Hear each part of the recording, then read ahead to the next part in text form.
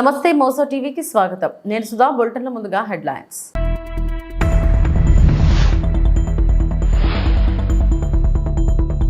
ఉత్తరాంధ్ర అభివృద్ధి ధ్యేయం ముఖ్యమంత్రి చంద్రబాబు.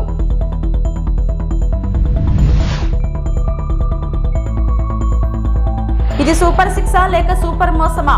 మాజీ మంత్రి అంబటి రాంబాబు ధ్వజం.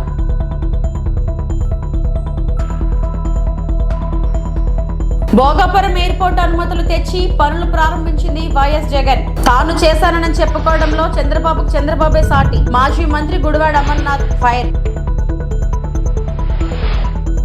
వైకాపా 5 ఏళ్ల పాలనలో ఉత్తరాంధ్రకు తీవ్ర నష్టం జరిగింది. ఇక్కడ త్రాగునీటి ప్రాజెక్టులని మూలన పడ్డాయి. 800 కోట్లతో పుష్కర ఎత్తిపోతల నుంచి అనకాపల్లికి నీరు తీసుకొస్తాం. అది పూర్తయితే 2 లక్షల ఎకరాలకు సాగునీరు అందుతుంది. ఉత్తరాంధ్ర అభివృద్ధి నా ధ్యేయమని ముఖ్యమంత్రి చంద్రబాబు నాయుడు అన్నారు. ముఖ్యమంత్రిగా బాధ్యతలు చేపట్టిన తర్వాత ఆయన తొలిసారిగా గురువారం ఉత్తరాంధ్ర పర్యటనకు వచ్చి ఈ ప్రాంత అభివృద్ధికి వరాల జల్లు కురిపించారు. ఈ సందర్భంగా విశాఖ విమానాశ్రయం లాంజ్ లో నిర్వహించిన వివిధ శాఖల ముఖ్య కార్యదర్శులు, మంత్రులు, ఎమ్మెల్యేలు, అధికారులతో నిర్వహించిన సమీక్షలో మాట్లాడారు. 2026 నాటికి భోగాపురం విమానాశ్రయం నిర్మాణం పూర్తి చేస్తాం. మరో 500 ఎకరాలు కేటాయించి ఎయిర్పోర్ట్ పరిసరాలు అభివృద్ధి చేస్తాం. విమానాశ్రయానికి అనుసంధానం చేసే రోడ్లను అభివృద్ధి చేయడంతో పాటు 12 కూడల వద్ద సమస్య పరిష్కరించాలి. రాష్ట్ర రహదారికి ఎయిర్పోర్టులతో అనుసంధానం పెంచాలి. విశాఖ నుంచి భోగాపురం వరకు భీమిలి మీదుగా బీచ్ కారిడార్ అభివృద్ధితో పాటు బీచ్ రోడ్ ను శ్రీకాకుళం వరకు విస్తరించాల్సి ఉంది అని స్పష్టం చేశారు. 2700 ఎకరాలు భూమి ఇచ్చి 500 కూడా ఇచ్చి ఎంతమందికి ఎంప్లాయ్మెంట్ ఇస్తారు? ఎంఆర్ఓ కానీ రెవెన్యూ నుంచి రెవెన్యూ వర్కౌట్ చేయమన్నాం. సెంట్రల్ మినిస్టర్ ఇక్కడే ఉన్నాడు, ఆయనకు అప్పచెప్పాం. ఆయన వాళ్ళతో కూర్చొని ఏమేమి చేయగలుగుతాం అవన్నీ చేసేది ఒక యాక్షన్ ప్లాన్ తయారు చేయమన్నాం. అది కూడా చేస్తాం. అది పూర్తి కావాల్సిన అవసరం. దానికి కావాల్సినటువంటి కొన్ని సమస్యలు ఉన్నాయి. జిల్లా అడ్మినిస్ట్రేషన్ రాసుకోవాలి. ఇక్కడ నేషనల్ హైవే, పాత నేషనల్ హైవేలో 12 జంక్షన్స్ లో ఎక్కడికక్కడ కొన్ని ప్రాబ్లమ్స్ ఉన్నాయి. అవన్నీ కూడా క్రిటికల్ గా ఉన్నాయి. అవన్నీ సార్ట్అవుట్ చేయాలి. నెంబర్ 1. నెంబర్ 2, 5 హైవేస్ ఉన్నాయి. ఆ హైవేస్ లో కూడా కొద్దిగా ఎక్కడికక్కడ అక్కడుండే సమస్యలు, state roads, national highway road, state highways widening చేయడం, నేషనల్ హైవేలు చేయడం, అవసరమైతే 1 ఫ్లైఓవర్స్ నేషనల్ హైవే కూడా వాళ్ళ బడ్జెట్ ముందుకు వచ్చారు. అది కూడా మీరు ఫాలోఅప్ చేసుకోండి, అది చేయాలి. 3వది ఇక్కడి నుంచి భీమిలి వరకు బీచ్ రోడ్ 50 కిలోమీటర్లు, ఇది కూడా మనం పూర్తి చేయాలి. అది కూడా పూర్తి చేసుకుంటే ఎవ్రీ 5 కిలోమీటర్స్ 10 కిలోమీటర్స్ ఒక రోడ్డు తీసుకొని నేషనల్ హైవే కలిపేస్తే, అదే మరి బీచ్ రోడ్ అంతా కూడా ఈవినింగ్ లైఫ్ కోసం మనం ఏమేం చేయగలుగుతాం, ఎన్ని చేస్తే ఈవెంట్స్ అవన్నీ క్రియేట్ చేయగలిగితే కొంత నైట్ లైఫ్ ఉంటుంది, సోషల్ లైఫ్ ఉంటుంది, కొంతవరకు ఉపయోగపడితే అది కూడా మనం చేయాలి. అదే సమయంలో మెడ్టెక్ జోన్ చూశాను. కలెక్టర్ కూర్చొని పెట్టుకున్న మీ అనకాపల్లి జోన్ అనుకుంటారు. అది ఒక మంచి మీద ఓకే. అది ఒకసారి కాన్సెప్ట్ తో వస్తే ఇంకా మార్కెటింగ్ కూడా చేసుకునే అవకాశాలు కల్పించాం. అక్కడే ఒక హోటల్ వస్తా ఉంది. ఎవ్రీథింగ్ 10,000 రూపాయలతో స్టార్ట్ అయిన ప్రాజెక్ట్ ఈరోజు 10,000 కోట్ల రూపాయలు టర్న్ ఓవర్ చేస్తున్నారు. 145 కంపెనీలు వచ్చాయి. కోవిడ్ సమయంలో ఒక సాటిస్ఫాక్షన్ నాకు కూడా ఒక లీడర్ గా పబ్లిక్ పాలసీస్ ఎట్లుంటాయంటే ఒక చరిత్ర కూడా. సాక్షాత్తు ప్రధానమంత్రి వచ్చి విజిట్ చేసే పరిస్థితికి వచ్చాడు. ఆ తర్వాత కావాల్సిన ఎక్విప్మెంట్ ఇక్కడి నుంచి సప్లై చేశారు.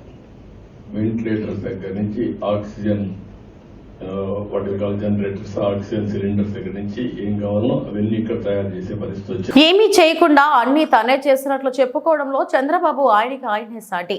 దేశంలో చంద్రబాబుకి ఉన్న మార్కెటింగ్ స్కిల్స్ ఎవరికి ఉండవంటూ మాజీ మంత్రి గుడివాడ అమర్నాథ్ ఎద్దేవా చేశారు. 4 సార్లు సీఎం ఉన్న చంద్రబాబు ఉత్తరాంధ్రకి ఏం చేయకుండా ఇప్పుడు చవతి తల్లి ప్రేమ చూపిస్తున్నారంటూ మండిపడ్డారు. శుక్రవారం అమర్నాథ్ మీడియా సమావేశంలో మాట్లాడారు. ఇన్నాళ్లు చంద్రబాబు ఒక ప్రాంతానికి పరిమితమై పరిపాలన కొనసాగించారు. భోగాపురం ఎయిర్పోర్ట్ కి కావలసిన అనుమతులు అన్ని వైఎస్ జగన్ తీసుకొచ్చి పనులు మొదలు పెడితే ఇప్పుడు వచ్చి చంద్రబాబు అన్ని తానే చేస్తున్నట్లు మాట్లాడటం ఆశ్చర్యాన్ని కలిగిస్తుంది. గతంలో 14 సంవత్సరాలు ముఖ్యమంత్రిగా ఉన్న చంద్రబాబు ఎప్పుడైనా పోర్టులు, మెడికల్ కాలేజీలు కట్టించారా అని, అభివృద్ధి కార్యక్రమాలు మేము చేస్తే ఇప్పుడేమో వైఎస్ జగన్ ఏమీ చేయలేదని చంద్రబాబు చిత్రీకరించారు. మేము మొదలుపెట్టిన పనులు చంద్రబాబు చేస్తున్నట్లు చెప్పుకుంటున్నాడు. ఇంట్లో ఎంతమంది చదివితే అంతమందికి తల్లికి వందనం 15,000 ఇస్తామన్న చంద్రబాబు ఇప్పుడేమో ఒకరికే ఇస్తామన్నట్లు జీవో ఇచ్చారు. ఇసుక ఫ్రీ అన్నారు. డబ్బులు ఎందుకు తీసుకుంటున్నారు? వాలంటీర్ల పరిస్థితి ఏంటో చెప్పాలంటూ అమర్నాథ్ డిమాండ్ చేశారు. అలాగే ఉత్తరాంధ్ర మీద వారికి ప్రేమ ఉన్నట్టుగా ఆయన 45 సంవత్సరాల రాజకీయ జీవితంలో 4వసారి ముఖ్యమంత్రిగా బాధ్యతలు చేపట్టిన తర్వాత కూడా గతంలో ఏమీ చేయనటువంటి వ్యక్తి వచ్చి ఇప్పుడు మళ్ళీ ఈ ప్రాంత ప్రజల మీద సవత్తల్లి ప్రేమ చూపించేటువంటి ప్రయత్నం చేసినట్టుగా కనబడింది. సహజంగా ఏ ముఖ్యమంత్రి అయినా గతంలో పనిచేసినటువంటి సందర్భంలో చేపట్టినటువంటి కార్యక్రమాల గురించో లేదా ఈ ప్రాంతం మీద, ఎందుకంటే ఉమ్మడి రాష్ట్రానికి ఆయన 9 సంవత్సరాలు ముఖ్యమంత్రిగా, తర్వాత రాష్ట్ర విభజన జరిగిన తర్వాత మొట్టమొదటిసారిగా ఆయనకి రాష్ట్ర ప్రజలు అవకాశం ఇచ్చారు. ఆ 5 సంవత్సరాలు కూడా కేవలం ఒక ప్రాంతం మీద, ఒక ప్రాంతం గురించి, ఆ ప్రాంతంలో ఆయన చేపడుతున్నటువంటి, ఆయన పార్టీకి సంబంధించినటువంటి పెద్దలు చేపట్టినటువంటి కొన్ని కార్యక్రమాల గురించి తపన పడినటువంటి కార్యక్రమాలు మనం చూసాం. సరే, ఏదేమైనప్పటికీ వారు ముఖ్యమంత్రిగా తొలిసారి ఉత్తరాంధ్ర వచ్చినప్పుడు భవిష్యత్ కార్యక్రమాలు ఏంటి అనేటువంటివి చెప్పాల్సినటువంటి బాధ్యత, రానటువంటి కాలంలో ఈ ప్రాంతానికి ఏం చేస్తాం అనేటువంటిది చెప్పాల్సినటువంటి బాధ్యత సహజంగా ఉంటుంది. కాబట్టి అవన్నీ పక్కన పెట్టి ఇంకా జగన్మోహన్ రెడ్డి గారిని నిందించేటువంటి కార్యక్రమం, ఈ ప్రాంతానికి వైఎస్ఆర్ కాంగ్రెస్ పార్టీ ప్రభుత్వం గతంలో 5 సంవత్సరాలు ఏదో అన్యాయం చేసినట్టుగా వారు చిత్రీకరించేటువంటి ప్రయత్నం మనం చూసాం. ముఖ్యంగా అందులో Bhogapuram international airport, Bhogapuram international ఎయిర్పోర్ట్కి సంబంధించి 2019లో వైఎస్ఆర్ కాంగ్రెస్ పార్టీ అధికారంలోకి వచ్చేటువంటి సమయానికి 2200 ఎకరాలు ఏదైతే భోగాపురం ఇంటర్నేషనల్ ఎయిర్పోర్ట్కి సంబంధించి నిర్మాణం చేపట్టాలని చెప్పి నిర్ణయం తీసుకున్నామో,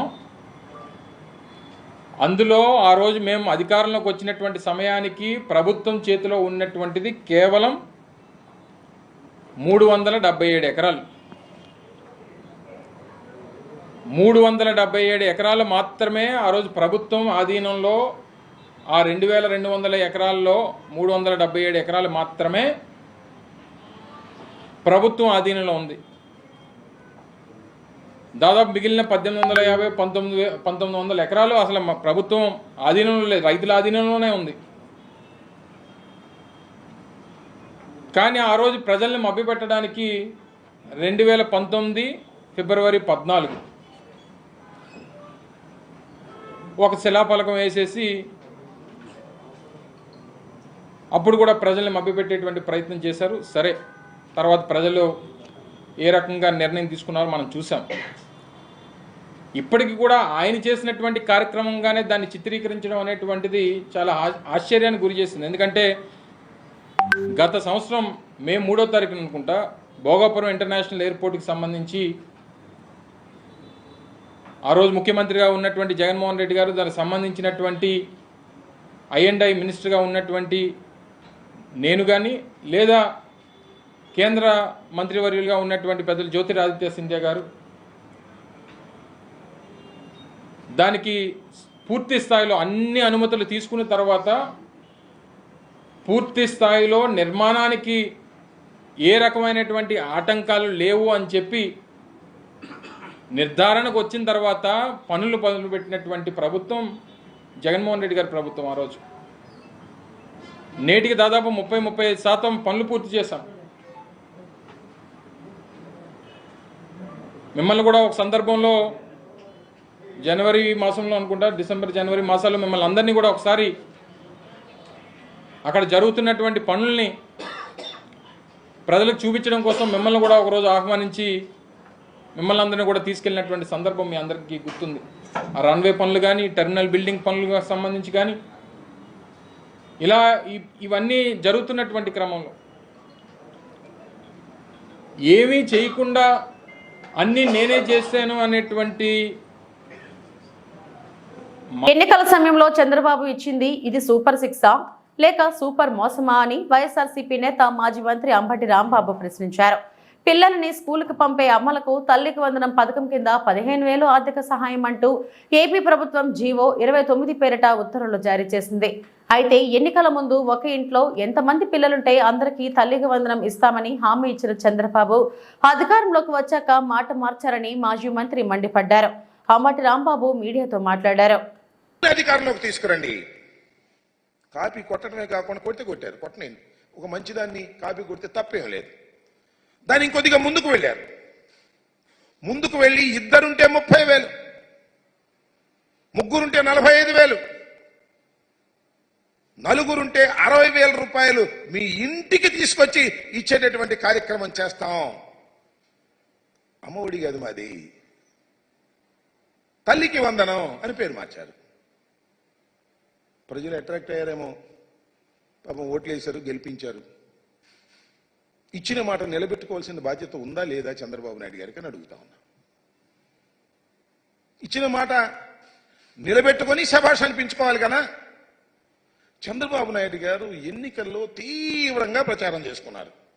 జగన్మోహన్ రెడ్డి గారు ఒక్క పిల్లవాడికే ఇస్తున్నాడు, నేను వస్తే 4గురికైనా ఇస్తా, 5గురికైనా ఇస్తా, 3గురికైనా ఇస్తానని చెప్పేసి ఒక చంద్రబాబు నాయుడు గారే కాదు, కూటమిలో ఉన్నటువంటి అందరూ కూడా ప్రచారం చేశారు. సూపర్ 6 అన్నారు. సూపర్ 6 ఇది ప్రధానమైంది. చూడండి వాళ్ళు ఏ విధంగా ప్రచారం చేశారో ఒక్కసారి. అది వేయ మహాలక్ష్మి అని, మహాశక్తి పథకం అని చెప్పేసి కొద్ది పద్ధతి, మహాశక్తి తల్లికి వందనం పథకం కింద మీ ఇంట్లో ఎంతమంది పిల్లలు చదువుతుంటే వారందరికీ ఒక్కొక్కరికి ఏడాదికి 15,000 రూపాయలు అన్నారు. మళ్ళీ సూపర్ 6 అని ఓడిపెట్టారు. ఆ సూపర్ 6 ఒకసారి సూపర్ 6లో కూడా చాలా ప్రయత్నం చేశారు. సూపర్ 6లో కూడా కొద్ది పెద్దది, సూపర్ 6లో రెండోదే. ఆ సూపర్ 6లో చాలా పెట్టారు అనుకోండి. ఆ సూపర్ 6కి సంబంధించి యువతకు 20 లక్షల ఉద్యోగాలు, నెలకు 3,000 నిరుద్యోగ భృతి. సరే ఇస్తారో లేదో చూద్దాం. ఇది స్కూలుకు వెళ్లే ప్రతి విద్యార్థికి ఏడాదికి 15,000 రూపాయలు. మేమిస్తుంది ఏంటి జగన్మోహన్ రెడ్డి గారు? ఎంతమంది పిల్లలు వెళ్ళినా 15,000 రూపాయలు. కానీ మేము అధికారంలోకి వస్తే, కూటమి అధికారంలోకి వస్తే ఎంతమంది పిల్లలు వెళితే అంతమంది into 15,000.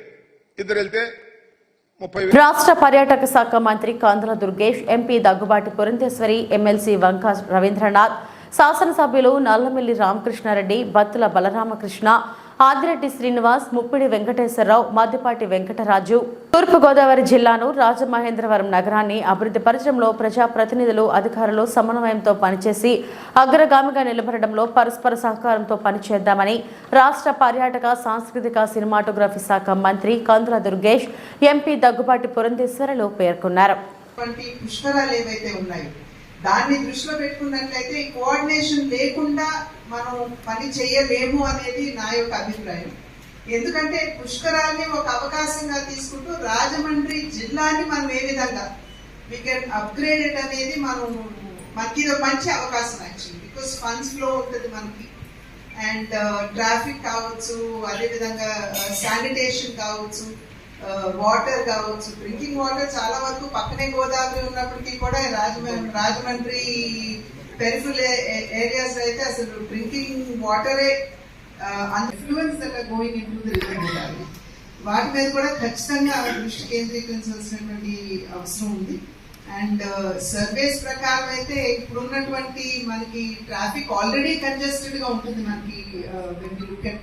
More particularly Rajahmundry city town ని చూసినట్లయితే Decongestion, I would request you, madam, if you can, R&D, NHAI, PDs untaru varu, if they can do a comprehensive study of the traffic in Rajahmundry and give us a solution to it, a permanent solution, one-way zoo, traffic signals zoo, ఇతరత్ర round corners, ఇటువంటి అంశాల మీద దృష్టి పెట్టి maybe bridges here and there, foot over bridges, వీటన్నిటి మీద దృష్టి పెట్టి ఒక సమగ్రమైనటువంటి ఒక రిపోర్ట్ ఇవ్వగలిగినట్లయితే, this is keeping in mind the future, like I said 2027. And అందరి అంచనా ఏంటంటే 5 కోట్ల మంది పిల్గ్రిమ్స్ వస్తారు అనేటువంటి అంచనా మనకు తెలియజేస్తున్నటువంటి సందర్భంలో ఎక్కడో ఒక చిన్న ఆందోళన, మనం అంత కేటర్ చేయగలం అనేది. సో ఆ ట్రాఫిక్ ని మనం దృష్టిలో పెట్టుకుని వాట్ కెన్ బి డన్. అదేవిధంగా కమిషనర్ గారితో కూడా ఈ ఘాట్ల అప్గ్రేడేషన్ కావచ్చు, బ్యూటిఫికేషన్ కావచ్చు, లేకపోతే seamless ghat connectivity like we saw in other states, దాన్ని కూడా దృష్టిలో పెట్టుకుని మనం అందరం ఒక 4-5 months లో ఒక రిపోర్ట్. విశాఖ స్టీల్ ప్లాంట్ ప్రైవేటీకరణకు అవకాశమే లేదు. ఇక్కడ గమనించిన ప్రతి అంశాన్ని నోట్ చేసుకున్నాం. ప్రధాని మోదీకి అన్ని విషయాలు వివరిస్తామని కేంద్ర మంత్రి కుమారస్వామి తెలియజేశారు. Prime Minister's permission is required. I have to convince him. What are all the issues pertaining to the RINL issue? We threadbare discussion we had. I am preparing a note to get the confidence of the Prime Minister and how to revive this RINL. For that we are working out. Gudipalli మండలంలోని మాధవపురం గ్రామంలో bridge పక్కన ఉన్న పురాతన గణపతి ఆలయంలో విగ్రహం గుర్తు తెలియని వ్యక్తులు ధ్వంసం చేసి బయటపడేశారు. గుప్త నిధులు ఉన్నాయని విగ్రహాన్ని ధ్వంసం చేశారని మాధవపురం గ్రామ ప్రజలు చెప్పారు. ఈ మధ్యకాలంలో దేవరకొండ ప్రాంతంలో కూడా ఈ విధంగానే పలు ఆలయాల్లో గుప్త నిధులు ఉన్నాయని ధ్వంసం చేస్తున్నారని చెప్పారు. మాధాపురం గ్రామ ప్రజలు సంఘటన స్థలంలో జరిగిన సంఘటన గుడిపల్లి పోలీస్ స్టేషన్ కి సమాచారం ఇచ్చారు. వెంటనే ఎస్ఐ నరసింహులు వచ్చి పరిశీలించి కేసు దర్యాప్తు చేశారు. అంటే కడపలో ఏమైనా ఉంటుందా? అతికిచ్చినట్టు ఉంటుంది అని పలకొట్టిన లేని పలకొట్టి మూత పోసి ఇప్పుడు రాజబొమ్మ చేసిన లోపల ఏదైనా పెట్టకుండా ఉంటారా, దాన్ని ఏదైనా పెడతారని చెప్పి చేసిన ఏమన్నా చేసిన వాళ్ళు. మరి బయటికి ఏం తెచ్చినాడు? బయట చెప్పుంటే అలా మెసలు వస్తుంది దానికి పెళ్ళాలి, అలా దింపుతూనే వాడు రోజు దింపుతారు వద్దురు కదా ఊకలమ్మంటే అమ్మ ఎంత బయటకి ఏం తెచ్చిర్రు ఇల్లు? ఏం విషయం కదా ఇది? ఎంత గట్టి కొడితే అది పేడు వెళ్ళాలి, అది గడ్డ పడుతుంది కూడా పడతలేదు.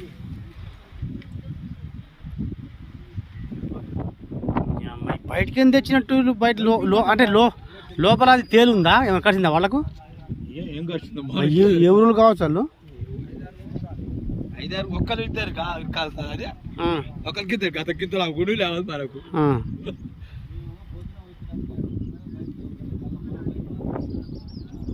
అంటే నైటే తీసుకోవచ్చా? నిన్న ఉందా? నైటే తీసిరా?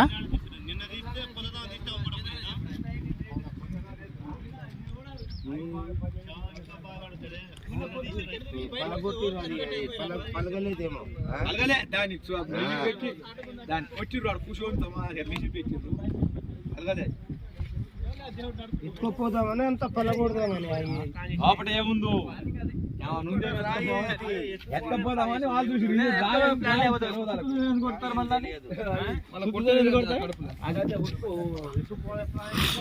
లేవాలి.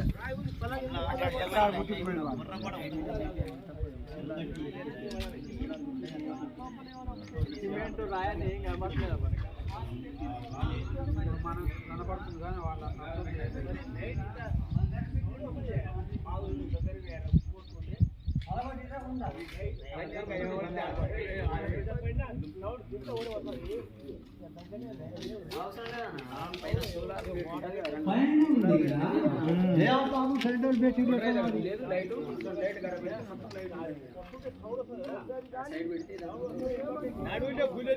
పోతుంటే వచ్చినా గిట్ట మనం ఏదో అనుకుంటాం కదా సౌండ్ వస్తుంది.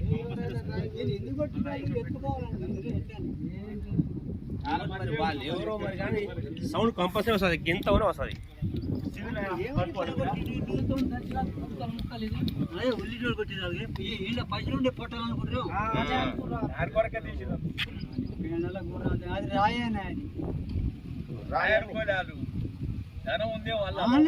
బయట రాత్రి ఎట్లా లేచిందని బయట. ఈ రోజు జైపూర్ మండలంలోని నర్వగ్రామ్లో నిర్వహించినటువంటి కార్యక్రమంలో యూత్ భవిష్యత్ ఎలా ఉండాలో రామగుండం కళ బృందం జైపూర్ ఎస్ఐ శ్రీధర్ మాట్లాడుతూ గంజాయికి, పేకాటికి, త్రాకుడికి అలవాటు పడి జీవితాన్ని నాశనం చేసుకోకూడదని వివరించడం జరిగింది. 10 నెలలు కాదు అవసరం అనుకోండి, ఇంకొక నెల 10 నెలలు మోస్తుంది. 10 నెలలు మోసేటప్పుడు ఆ తల్లి కష్టం ఎంత ఉంటుందో తెలుసా? ఒక్కసారి తల్లి కష్టాన్ని మనం నెమరు వేసుకున్నాం ఒక పాట ద్వారా. ఎందుకంటే ఎప్పుడైతే మనం ఆ కన్న తల్లి గర్భంలో మొలకై మోస్తామో ఆ రోజు నుంచి కన్న తల్లికి కష్టాలు మొదలైతాయి. తిందామంటే తిండి తినబుద్ధి కాదు తల్లికి, తాగుదామంటే నీళ్లు తాగబుద్ధి కాదు. ఒక్క దగ్గర కూర్చోపోయా, ఒక దగ్గర నిల్చోబుద్ధి కాదు, ఒకరితో మాట్లాడబుద్ధి కాదు. ఆమె మనసులో ఉండదు. 1 కాదు, 2 రోజులు కాదు, 3 రోజులు కాదు, నెల కాదు, 2 నెలలు కాదు, 3 నెలలు కాదు, 9 నెలలు అంత ఘోరమైన నరక యాతన అనుభవించి మరి మనకు జన్మనిస్తుంది కన్న తల్లి. అవసరం అనుకుంటా 10 నెలలు, ఇంకొక నెల ఎక్కువ వస్తుంది. మరి ఎంత మోసి 10 నెలలు మోసి మనకు జన్మనిచ్చి మరి మనకి ప్రపంచాన్ని పరిచయం చేసి మనకు విద్యాబుద్ధులు నేర్పించి మంచి చెడు చెప్పి అన్ని రకాలుగా మన సమాజంలో మనల్ని ఒక మంచి గౌరవంగా ఉండే విధంగా మన ప్రత్యేక ధన్యవాదాలు. ఎందుకంటే నా మండలిలో నాకు అవకాశం ఇచ్చినందుకు. ఎందుకంటే వీళ్ళు మన కమిషనరేట్ మొత్తం తిరుగుతూ ఉంటారు. వీళ్ళంతా ఎవరో కళాకారులతో పాటు మా పోలీస్ అధికారులు. వీళ్ళంతా కేవలం సమాజంలో ఉన్న చెడు వ్యసనాల వల్ల ఏ విధంగా సమాజం పబ్లిక్ అందరూ నష్టపోతున్నారు, వాళ్ళందరినీ ఏ విధంగా దాంట్లోకి వెళ్ళి బయటపడేయాలని కేవలం అదే మంచి ఉద్దేశంతో మొత్తం ఇదే పనిలో ఉంటారు తప్ప వాళ్ళకి ఏ పని ఉండదు.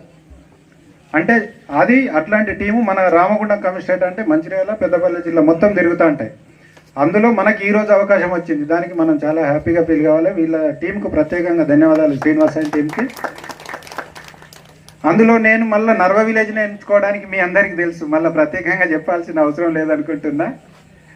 ఇంతకుముందు కూడా నేను ఏసీపీ సార్, సిఐ గారు మేము వచ్చి మీటింగ్ పెట్టాము, ఇక్కడే రోడ్డు మీద పెట్టాము. ఎందుకు పెట్టాననేది మళ్ళీ ఒకసారి మీకు చెప్తాను. మన విలేజ్ మీద కొంచెం చెడు అభిప్రాయం అనేది ఉంది. దాంట్లో మీకు కొంచెం అవగాహన కల్పిస్తే మన పిల్లలన్నా బాగుపడతారు. ఆ చెడు వ్యసనాలు ఏంటి అనేది మీకు తెలుసు. ప్రత్యేకంగా గంజాయి నడుస్తున్నది, ప్యాకెట్ నడుస్తుంది, తాగుతూ ఉన్నారు, ఉన్న భూములు అమ్ముకుంటూ ఉన్నారు, నష్టపోతున్నారు, ఉన్నప్పుడే అది చేస్తున్నారు. కేవలం అదే ఆలోచనతో మన విలేజ్ కొంతవరకన్నా బాగుపడాలనే ఉద్దేశం మనల్ని ఇప్పుడు మాటల రూపకంగా చెప్తుంటే ప్రజలు మీరంతా ఆలోచించి మీ పిల్లల్ని బాగు చేసుకుంటారు, ఇంకో రకంగా అందరు బాగుపడతారనే ఉద్దేశంతో, మంచి ఉద్దేశంతోనే పెట్టినాం. ఇదేదో మాకేదో డ్యూటీ కాదు, అది కాదు, మన విలేజ్ బాగుపడాలి. ఇక్కడ అందరూ దాదాపు మధ్యతరగతి కుటుంబాలు. ఇవి ఈ మధ్యలో రేట్లు వచ్చి కొంచెం భూముల రేట్లు అయ్యి అంతే తప్ప ఎవరికి చూసినా ఇల్లు సరిగా లేదు, ఏం లేదు. భూముల రేట్లు ఉన్నాయి, అమ్ముతున్నాం, అటు ఏదో ఒకటి ఖర్చు చేస్తున్నాం తప్ప నాకు మంచి ఇల్లు మంచి కట్టుకున్న ఇల్లు అయితే నాకు ఏడ కనబడలేదు. నాకైతే ఏం చేస్తున్నారేమో డబ్బులని నాకు అర్థం కావట్లేదు. మంచి రేట్లు వచ్చినాయి, భూములకు లక్షలలో పోతుంది. అట్టిగా డబ్బులు వేస్ట్ చేస్తున్నారు. ఇల్లు సరిగా మనం సరిదిద్దుకోలేకపోతున్నాం, మన పిల్లల్ని సరిదిద్దుకోలేకపోతున్నాం. వాళ్ళంతా గంజాయికి అలవాటు పడి మనల్ని బెదిరించి బండు కొనిమని, లేకపోతే చస్తా బతుకుతా అని చెప్పుకుంటా మనల్ని బ్లాక్మెయిల్ చేసుకుంటే పిల్లలు ఆగమవుతున్నారు. అవుతున్నారా లేదా మన దగ్గర? నేను వచ్చిన కొత్తలో చాలా చూశాను. శ్రీనివాస మంగాపురం శ్రీ కళ్యాణ వెంకటేశ్వర స్వామి వారి ఆలయంలో సాలకట్ల సాక్షాత్కార వైభవోత్సవాలు అత్యంత వైభవంగా జరుగుతున్నాయి. గురువారం రాత్రి స్వామివారు హనుమంత వాహనంపై ఆలయ మాడవీధుల్లో విహరిస్తూ భక్తులకు దర్శనమిచ్చారు. తిరుపతి జిల్లా శ్రీనివాస మంగాపురం శ్రీ కళ్యాణ వెంకటేశ్వర స్వామి వారి ఆలయంలో తిరుమల తిరుపతి దేవస్థానం ఆధ్వర్యంలో సాలకట్ల సాక్షాత్కార వైభవోత్సవాలు అత్యంత వైభవంగా నిర్వహిస్తున్నారు. ఈ ఉత్సవాలు 3 రోజుల పాటు జరుగుతాయి. అందులో భాగంగా 2వ రోజు గురువారం రాత్రి కళ్యాణ వెంకటేశ్వర స్వామి వారు హనుమంత వాహనంపై ఆలయ మాడవీధుల్లో విహరించి భక్తులకు దర్శనమిచ్చారు. మంగళ వాయిద్యాలు, కోలాటాలు, చెక్క భజనలు, గోవింద నామస్మరణ నడుమ మాడవీధులలో విహరిస్తున్న స్వామివారికి భక్తులు కర్పూర నీరాజనాలు సమర్పించుకొని మొక్కులు తీర్చుకున్నారు. గోవింద నామస్మరణతో 4 మాడవీధులు మారుమరోగాయి. వైభవోత్సవంలో భాగంగా 3వ రోజు శుక్రవారం గరుడ వాహనంపై స్వామివారు విహరించి భక్తులను అనుగ్రహించనున్నారు. కార్యక్రమంలో ఆలయ ప్రత్యేక శ్రేణి deputy EO Varalakshmi, AEO Gopinath, ఇతర అధికారులు పాల్గొన్నారు.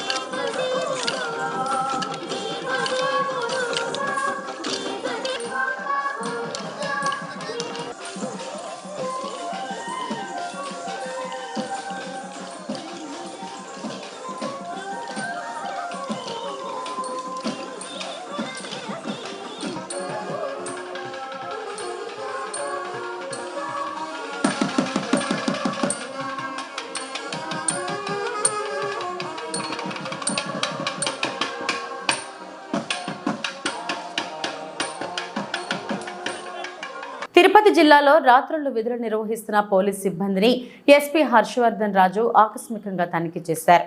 తిరుపతి చంద్రగిరి సబ్ డివిజన్లో బీట్ సిబ్బందికి పలు సలహాలు సూచనలు ఇచ్చారు. ఎక్కడా ఎలాంటి అవాంఛనీయ సంఘటనలు జరగకుండా రాత్రిపూట సమర్థవంతంగా విధులు నిర్వహించాలని ఆదేశించారు. తిరుపతి జిల్లా తిరుపతి చంద్రగిరి సబ్ డివిజన్ల పరిధిలో రాత్రిపూట గస్తీ తిరిగే పోలీసు సిబ్బందిని జిల్లా ఎస్పీ గురువారం రాత్రి తనిఖీ చేశారు. బీట్ బుక్లో ఉన్న ప్రాంతాలలో ప్రణాళిక ప్రకారం ఖచ్చితంగా తిరగాలని సూచించారు. రాత్రి గస్తీ తిరుగు సిబ్బంది తమ బీటు పరిధిలో ఉన్న రౌడీ షీటర్లు, సస్పెక్ట్ షీటర్లు, హిస్టరీ షీటర్లను ఖచ్చితంగా తనిఖీ చేసి బీట్ పుస్తకంలో నమోదు చేయాలన్నారు. గతంలో నేరం జరిగిన ప్రదేశాలను కూడా బీట్ పుస్తకంలో నమోదు పరచాలన్నారు. ఎల్హెచ్ఎంఎస్ కెమెరాలను తప్పకుండా బీట్ సిబ్బంది తనిఖీ చేయాలని ఆదేశాలు ఇచ్చారు. రాత్రిపూట విధి నిర్వహణలో స్వీయ సంరక్షణ చేసుకుంటూ సమర్థవంతంగా తమ విధులు నిర్వర్తించాలని పోలీస్ సిబ్బందికి సూచించారు. ప్రతిరోజు ఉదయం ఎస్హెచ్ఓలు, సంబంధిత అధికారులు కూడా బీట్ బుక్ను ఖచ్చితంగా తనిఖీ చేయాలని అధికారులను ఆదేశించారు. మైక్ ఆఫీసర్లు, నైట్ రౌండ్స్ ఆఫీసర్లు, నైట్ డిస్ట్రిక్ట్ ఆఫీసర్లు ఖచ్చితంగా బీట్లను తనిఖీ చేయాలని ఆదేశించారు. ఈ కార్యక్రమంలో శాంతి భద్రతల అదనపు SP Kulasekhar, DSP Ravi Manohar Achari, traffic సిఐలు నర్సింగప్ప, రమణకుమార్, ఎస్ఐలు, పోలీస్ సిబ్బంది మరియు స్పెషల్ పార్టీ పోలీసులు పాల్గొన్నారు.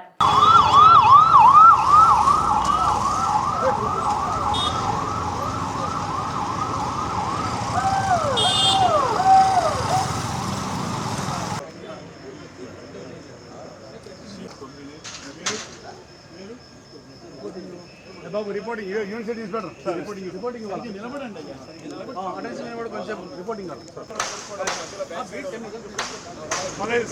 అని చెప్పొద్దు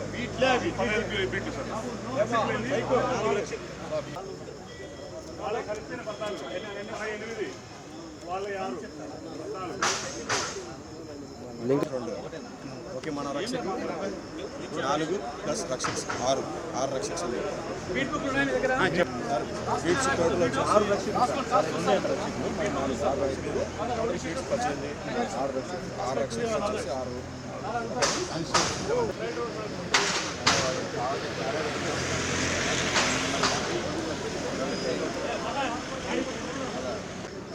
6 అదే ఈస్ట్ వాళ్ళు ఎక్కడ మా తమ్ముడు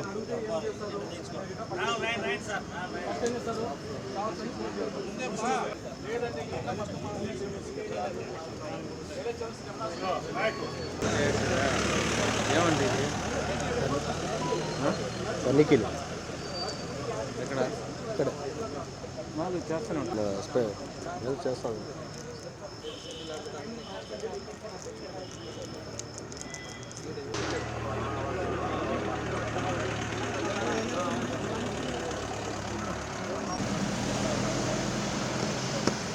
Sriman, 18 night beats, 6 Rakshak, 16 special party and 9 round officers after election की authorized Sriman.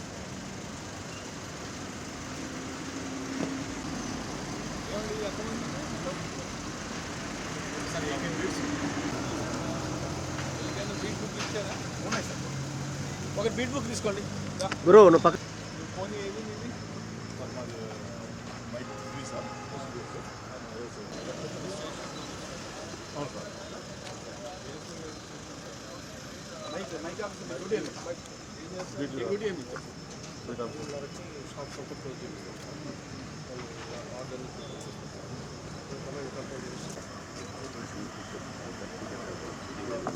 చెప్తాను అయిన తర్వాత చెప్తాను.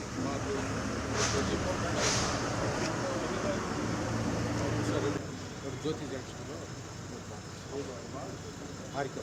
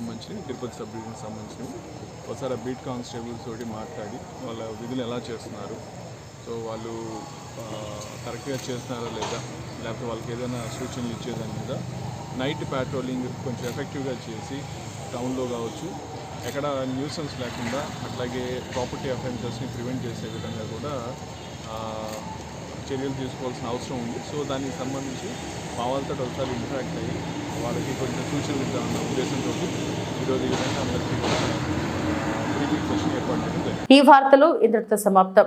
నమస్తే.